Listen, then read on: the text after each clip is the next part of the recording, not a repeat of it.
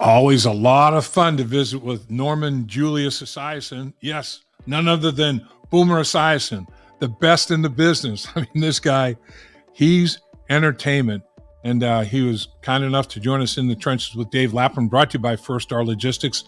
And he had a lot to say about Jake Browning, about the Cincinnati Bengals offense, about the two-game winning streak they're on, scoring 34 points in each one, about the upcoming game against the Minnesota Vikings. I mean, it's very, very interesting to hear a guy as accomplished as Boomer Esiason talking about what's going on with the Cincinnati Bengals, Jake Browning, the coaching staff, what they're doing to assist and enable the success of Jake Browning. Very, very good stuff. And so well said, because Boomer Esiason is so entertaining. I hope you have as much fun checking this out as I did catching up with Boomer.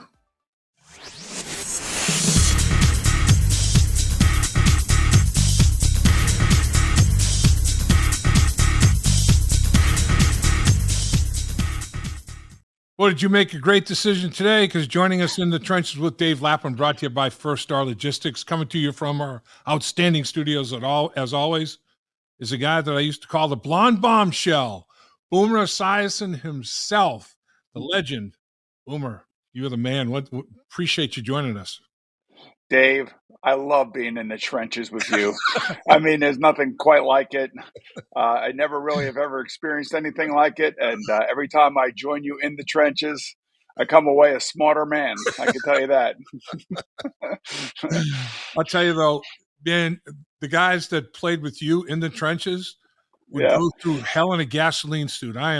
Your offensive linemen, they not only respected you but they loved you, man. They loved you. There's no question. Well, there's certainly a connection there, and I think that had a lot to do with my high school football coach, who was a All-American offensive lineman at the Purdue University. His quarterback was Bob Greasy. So when he became my high school coach, he taught me all about that relationship and how important it was, and I never forgot it. And he taught me the offensive lineman's prayer. We work the hardest. We're known the least, but who cares? For we are the reason. Now, that was back when everybody was making about $500,000. Now, if you told me Orlando Brown was praying and he's making $20 million, I'd say, forget that. I don't want to hear that anymore. But the different world we live in, Dave. But certainly, it's been. I think it's a better world, especially in the NFL and for the NFL football player. No question, Boomer.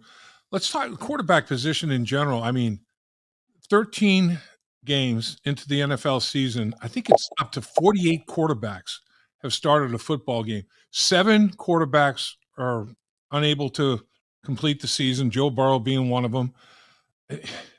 There's really nothing you can do. I mean, it's a violent game. It's a grown man's game, right?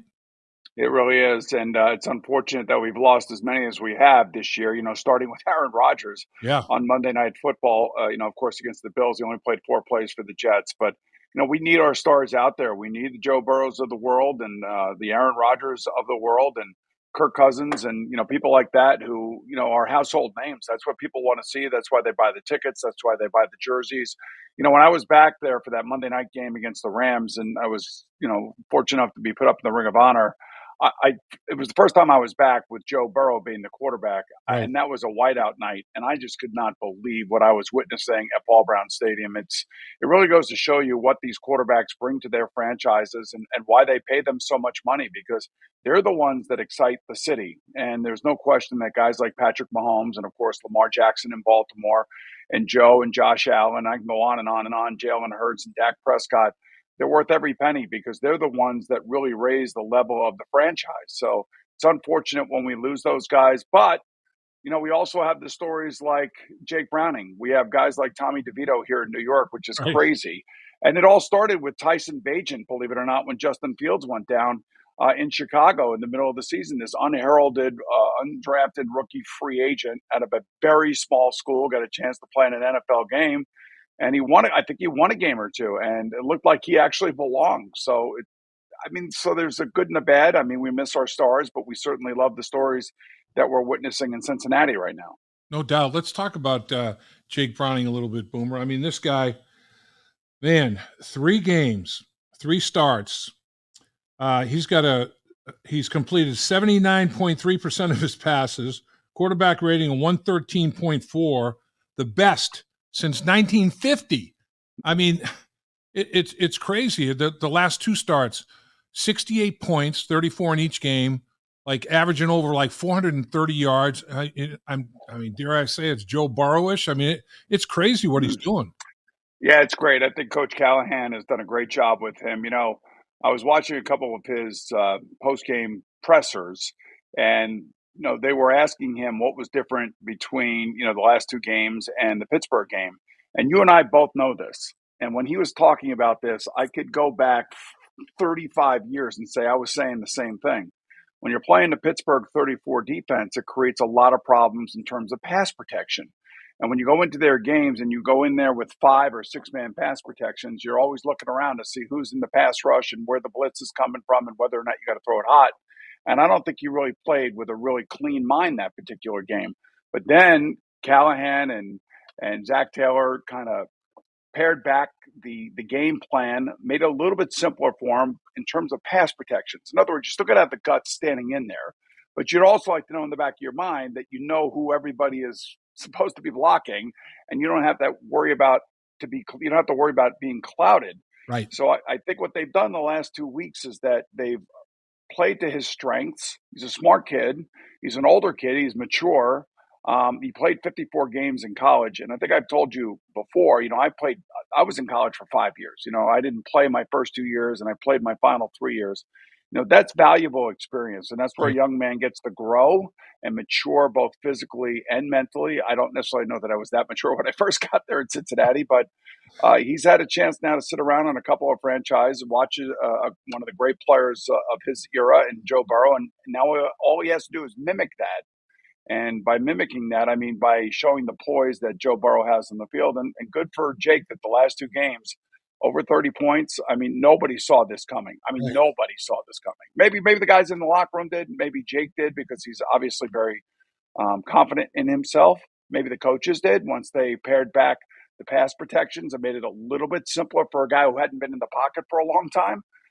But I can't disagree with what you said about what he has done, and his completion percentage has been phenomenal. It's been crazy. I think there's some similarities. Every quarterback that has success, before teammates know what you can do on the field, they have to have a belief and trust in you. And you had that. I mean, you're a tremendous people person, and people just believed in Boomer Esiason. Jake Browning's got some of that, here's an example. The Bengals defensive backfield, they meet on their own on Tuesdays, and they get a jump on seeing tendencies and tells and all that sort of thing, studying the opponent's tape. So Jake Browning's like, hey guys, mind if I show up at this meeting with you, get a quarterback's perspective on what's going on? I mean, it's extra. It's a day off, it's not any kind of mandatory thing. He volunteers himself and he's like, yeah, this route combination, they're not going to think about over here. This is what they're trying to get done. And that just trying to make yourself more valuable to your teammates. So everybody believed in and loved the guy before he even took that first snap. Now his level of play is like, wow, now it's cementing everything that they thought about him, Maybe he's the next Zach Taylor or Kevin O'Connell, for God's sake. I mean, here's a guy that, loves ball, loves sitting in defensive back meeting rooms. I would hate that. but I understand what he's doing. I mean, quite frankly, he has an opportunity of a lifetime right now. Yeah. And he really is making the most of it. I mean, people are taking notice. I mean, I'm assuming that he'll stay in Cincinnati next year. I don't know what his contract situation is, but the better he plays, the more likely he is to get another contract. And then the next contract is going to be much bigger than the one that he's currently sitting on because nobody really knew that much about him. And I'm sure that Joe Burrow's in his corner every step of the way too. That's the other great thing. Yep. He's watched Joe Burrow now over the last 3 years. And just think about that for a second. Just think about learning from Joe and watching Joe do what he does and how he carries himself. And then when I heard that Joe gave his box to the family of Jake Browning, that just goes to show you the type of person that Joe Burrow is. And I think that's kind of the culture that Zach Taylor and Lou Anarumo and these coaches are developing and have developed in that locker room. So all that stuff is great. I mean, I wish they would have won earlier in the year. I mean, that's really what's coming back to bite them in the butt right now. And when you think about the two games that they had against San Francisco and Buffalo, I mean, they were the number one team in the league at that moment. They were flying high. And then they lost that home game to Houston, and that was the killer game because then they lost the game to the Titans in there somewhere. I mean, those AFC losses are going to come back and haunt the Bengals, even if they go 10-6, which is not going to be easy for them because they still have to have, they still have Cleveland, they still have Kansas City, they still have Pittsburgh, and then of course Minnesota on Saturday. So it's not going to be easy, but the story of Jake Browning right now is the story of the Bengals season, if you ask me. I totally agree. You look at it. You made a good point about Zach and Brian Callahan. And in my mind, it's like, all right, teams around the league, the Bengals lose their franchise quarterback, Joe Burrow. What happens? Oh boy, Jake Browning. Oh, they must be able to not only have a system there, indoctrinate it with another guy. So Zach cements his position as head coach, play caller, but Brian Callahan got interviewed last year for head coaching position. This is doing nothing but increasing his value. Dan Pitcher, the quarterback coach, he got interviewed with the Tampa Bay Buccaneers for an offensive coordinator. It's going to enhance him. I mean, these coaches that are molding and helping, Jake Browning be the best version of himself he can possibly be. It's helping everybody, isn't it? Well, yeah, of course it is. And I think it goes back to the Washington Redskins when big Mike Shanahan had Kyle Shanahan and Sean McVay and Mike McDaniel and all these guys on that staff. And then all of a sudden, Sean gets his shot out in the Rams, goes to the Super Bowl. And then the next thing you know, two of the guys off of that staff, Zach Taylor and Kevin O'Connell, both get jobs and both are immediately. Well, Zach wasn't because, Joe obviously was a rookie and then he ended up getting hurt. But once Joe finally established himself, right, they go all to the Super Bowl. And Kevin O'Connell's with the Minnesota Vikings, actually had a winning record last year, had a great year last year, didn't have a great defense, but finally fixed the defense. And of course, Kirk Cousins gets hurt and then they got to play this week with their fourth quarterback. I mean, it's nuts what's going on. But the one thing I will say, Dave, these young coaches, and Brian Callahan being one of those guys, I mean, they're all going to get opportunities. And it's all based on the success of where they're coming from. Just like Bruce Coslet, when he had success with Sam Weish and me and Turk Schonert and Chris Collinsworth and Tim McGee and Eddie Brown and Anthony and Max and Joe and Bruce and Pete and everybody else, Bruce got his job in New York because of that. So it's kind of the same thing, and that's the way the NFL works. So when you watch Jake Browning play the quarterback position, what strikes you first and foremost, Boomer? What do you like about his game? Well, it's his poise, and listening to him talk about the adjustments when it came to pass protections, especially against the 34 defense in Pittsburgh, and then understanding what they did for the next two games. Plus, they played four-man fronts, I believe, the last two games. So right. A little bit easier. You and I know this. We're into the weeds now, but we understand It's a little bit easier to understand four-man fronts as opposed to 34 fronts where there's all these, especially when you have dynamic pass rushers on the edge like TJ Watt. So I would just say his understanding of the game is there. We see it. He's got an enormous amount of confidence, and you could see that in some of the throws that he made, especially late in these last couple games, on third down. I mean, he's expecting to do this. This is not foreign to him. And I think a lot of that has to do with 54 games in college at the University of Washington, playing at a very high level, having all the expectations dropped at his feet. And now he's making the most of an opportunity. So I think the poise is there. The arm strength certainly is there. The athleticism is there. I'm not saying that he's Joe Burrow by any stretch of the imagination, but I think he's trying to emulate the guy that he ultimately now is replacing. To me, and you were great at it, you threw the ball on the run really well. I mean, accurately, really well. He does too. Jake Browning on the move is very good throwing the football. In fact, the very first snap that he had when he had to go into the Baltimore game with Joe's injury, first thing Zach does, naked, get him out of pocket, let him 15 yards down the football field, get him settled in. I mean, I thought that was brilliant. What does that take? I mean, is that something that can be developed? Do you have a natural feel for it? Thrown on the move like that, what's that about? Well, I think he's just a natural athlete. Joe Burrow's a natural athlete. A lot of the quarterbacks in this league have all played other sports, have all done other things. Joe, of course, he was a great basketball player, and I knew he was going to be a great football player because, as a point guard in basketball, if you're Mr. Ohio, you obviously have something special within Right. you, especially if you're distributing the ball. The same thing as a quarterback. I'm not so sure about Jake's background as much, but I'm sure he was a great athlete and did other things. I mean, I played other sports in high school, and I could take what I did in those sports and attribute and attach those to the way that I would play quarterback. And I think that's probably what Jake is doing. It's we're seeing a lot of this around the league. I mean, we're seeing a lot of older guys that have been around 2, 3, 4 years, and we all kind of like in the media say, "Who's that guy? Where did he come from? Why is he here?" And then if they're in the right spot and they got good players around them, like T. Higgins comes back into the lineup. Now all of a sudden you have your full complement of wide receivers. You got your tight ends. You got your running backs. You got all different aspects that you can utilize to take some of the pressure off of him. Now, if you were playing for some of these other teams like the New York Giants, I don't necessarily know that he would be this good, but he's been around this group. This group is a really good skill group. Their offensive lineup has done a hell of a job the last 2 games pass blocking. Yep. And he's gotten himself out of trouble. There's no question about that.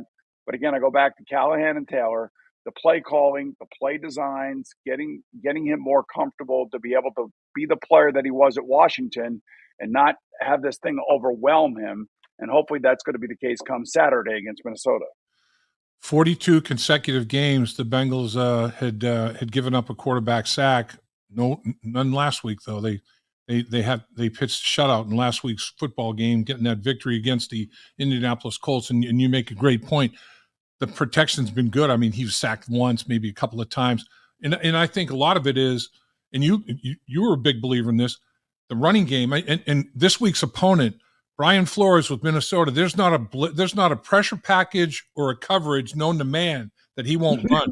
I mean, they're the number 1 blitz team in the NFL, and they're the number 1 team dropping 8 in the NFL. So he'll go north and south pole and everything in between.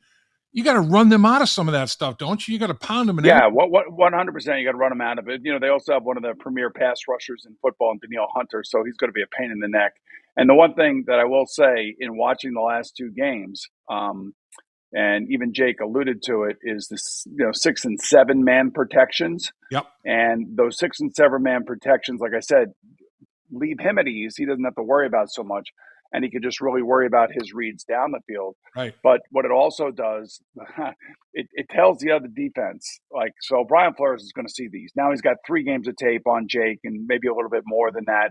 But he'll look at this and he'll say, okay, now I know what they're doing to protect him. And if they're going to do this to protect him, then we can do this on our side. So this is the film study that goes on each and every week by the different coaching staffs. And it was interesting here in New York, we have Tommy DeVito that is, lighting New York City on fire. They've won 3 games in a row. They beat the Green Bay Packers on Monday Night Football. Right. And I was saying this week, they have to go on the road to New Orleans. And I was saying this week here in New York that he's going to learn just how difficult the NFL really is, because now there's 3 games of tape of him on film. So now other teams can game plan against some of the things that he naturally does when he breaks the pocket. And I think the same thing for Jake. And they'll find out how difficult it is to continue to do this week in and week out. It's a nice story, but, it ends the moment that you win that next game. You turn your attention to the next defense, which I'm sure he's been doing all week long.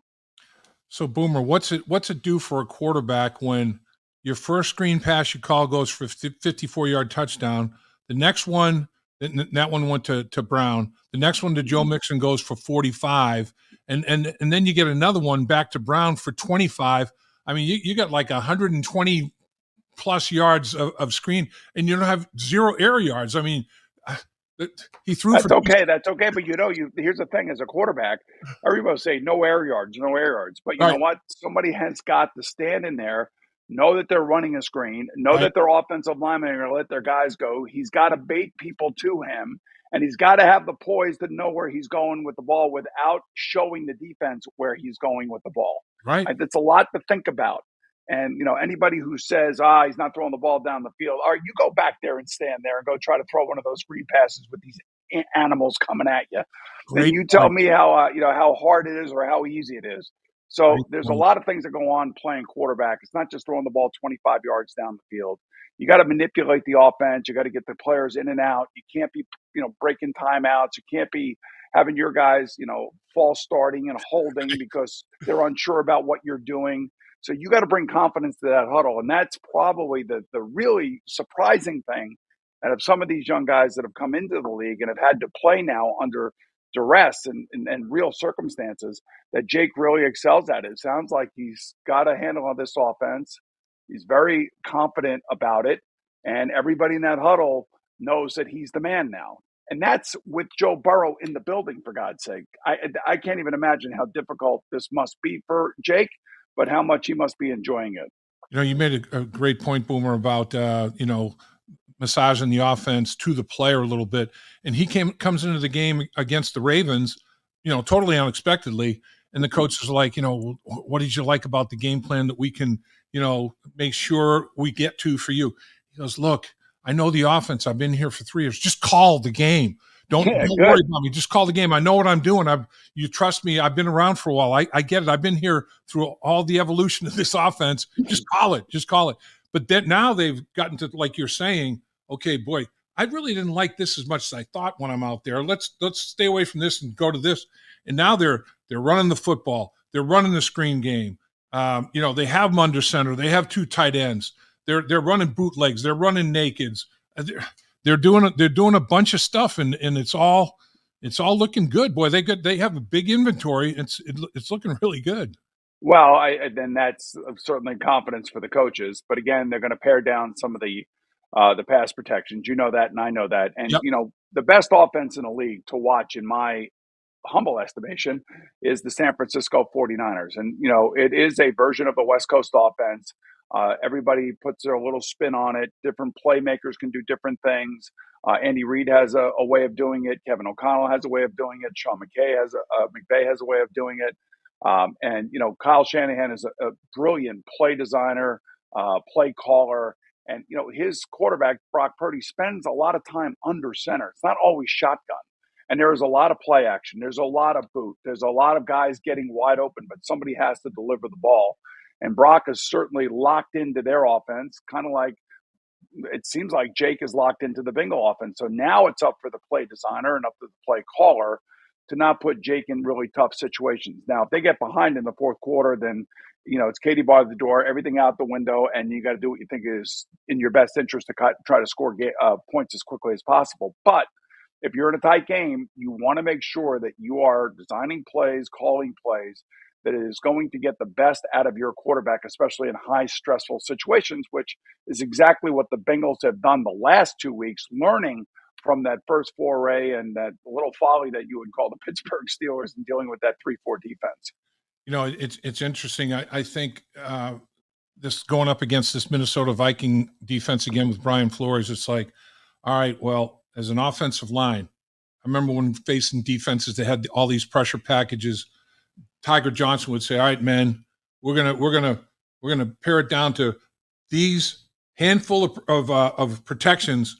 We're gonna make they're applicable and we can use them against a bunch of different looks. We're gonna instead of having all of this, have you guys worry about a whole bunch of things. We're apply rules, have a very few protections that handle a bunch of things. That's going to be a big key, I think, in this game. Yeah, without question. The other thing too is, there's a ripple effect when you do things like this. So if we're going to go 6-7 man protection, we're going to keep it simple for the quarterback and the offensive line. That means the wide receivers and the running backs have got to be competing their asses off. They got to win. And I'll never forget, whether it be Bruce Coslett or Sam Weiss standing up in front of our team saying, okay, guys, it's Cleveland Brown week. The wide receivers are going to have to win. So we would go out to practice, and the defense, the look defense, would have 13 guys on it. There would be 2 extra linebackers on the field, and they would be bump and run on the wide receivers when the ball was snapped, and it was up to the wide receiver to get away from them if they could in practice. And if they could do it in practice, there was no way they were going to get away from Hanford Dixon and Frank Minifield, back when we were playing them. So that's kind of like what's going on now. So now the skilled players around Jake Browning have got to ramp up their game. And I think they have. Joe Mixon, I think it was in Jacksonville. I think it was the Jacksonville game. I mean, he took a ball from 3 yards out and ran over somebody and was about an inch off the ground and was not going to be denied that touchdown. Right. And, that's the kind of thing that supports a young quarterback. And I think the players, realize that they put themselves in a bad situation at this point in the season with 4 games to go. And I kind of feel like they're all trying to make up for some of the losses that they had early in the year by ramping up their game as well. So from T. Higgins to Jamar Chase to Joe Mixon, and everybody else in between, I feel like that's what everybody's doing right now. I'm thinking, remember Wink Martindale, obviously, he was in New York for a bit, obviously. When he was still here. Is he still there? Okay. When he was with the Ravens, he's a, total blitzkrieg. Scorched earth with Wink Martindale. So Bob Radkowski's offensive coordinator, and he hits a couple of plays against the blitz, and then they start pounding the ball, run the ball. Wink Martindale in the second half stopped blitzing. I couldn't believe it. I'm like, Wink is not blitzing. If they can somehow run him out of the blitz or, hit him with a couple of big plays, make him think twice about it, that's going to be a big key in this football game. It's going to be interesting. I just think it's going to be really hard. At the end of the day, you got to cover T. Higgins now and Jamar Chase and Boyd. You run those guys out there. Look, I was talking to another group earlier today, and I was talking about this particular game, thinking, okay, with the backup quarterbacks, is it going to be, a low-scoring game? Minnesota's coming off of a 3-0 victory out in Las Vegas. They were terrible offensively, but they're going to get Justin Jefferson back. Right. And, when you put these athletes out on the field, and they are so good, Dave, they are ridiculously good. Yeah. I think there's always the potential for, one of these, blow-up games where everybody's scoring 30 points. And the Bengals have done that 2 weeks in a row. I don't see it like a 30-27 game. I'm thinking more like a 27-24 game. And maybe it comes down to a last series field goal by either one of these two teams. But I think that the Bengals have a real advantage here going against Nick Mullins. I think he's a decent player. I think he's a good backup. I don't necessarily know that if Jake Browning and the offense have been percolating the last 2 weeks, if they are able to do that, I don't think even with Justin Jefferson that they can match them. Very interesting, Boomer. I like it. I like the sounds of that. I know you're a busy man. I know you got a million things going on. For you to visit and join us is much appreciated, sir. I can't thank you enough. It's Christmas, and it's in the trenches with Dave Lapham. It doesn't get much better than that. I appreciate it, Dave. Thanks so much, as always. Merry Christmas. Happy New Year to you and yours, Boomer. You're the best. Thanks, brother. Love you, man. See ya. See you, Boomer. Dave Lapham here, and every day I am grateful for my experience to have played professional football. As a player, I realized self-motivation, leadership, and appreciating your teammates are key. At First Star Logistics, you can use those same attributes to create the life you want for you and your family. Build your future by working hard like I did. You'll see results both on and off the field. Call First Star Logistics today and be part of our winning team. Opportunity knocking.